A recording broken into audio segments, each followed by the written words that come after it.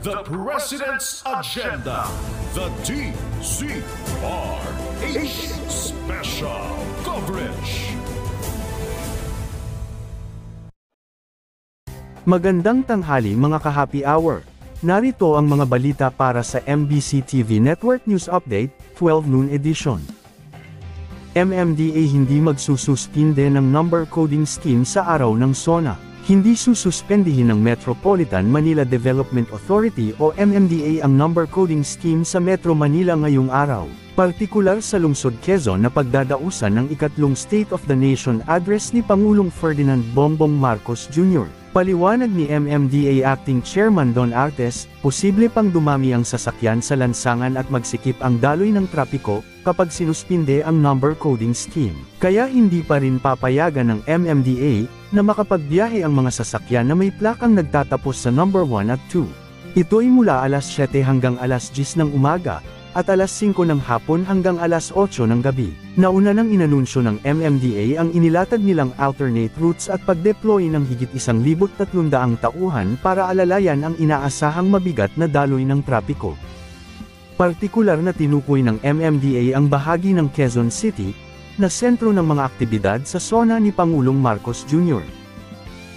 Samantala, Bicolan ang nanalo sa WCOPA, aawit ng lupang hinirang sa ikatlong SONA ni Pangulong Marcos Jr. Inanunsyo ng Presidential Communications Office na si Blessy May Abagat, ang kakanta ng pambansang awit sa ikatlong SONA ng Presidente. Siya ay naging gold medalist sa World Championships of Performing Arts, ang kakanta ng pambansang awit na lupang hinirang. Ayon sa PCO, sumasalamin din kay Abagat ang cultural pride at ang kasaysayan ng Bicol, na naging instrumento sa paghubog sa kanya bilang isang artist. Actually po, I was shocked when Darius messaged me, sabi niya, Ate, block your July 22 for SONA. And hindi po talaga actually agad nag-sink in sa akin na ako pala yung napili to sing the national anthem for SONA ni President. Kasi when I joined WCOPA, ang goal ko lang talaga nun is kahit 1 medal lang po yung makuha ko para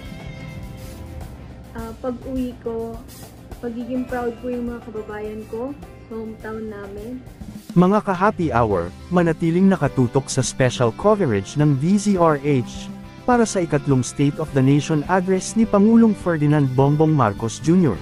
At yan ang mga balita para sa MBC TV Network News Update, 12 noon edition. Abangan ang mga susunod na balitaan mamaya, para sa 1 PM edition. The President's Agenda. The DZRH Special Coverage.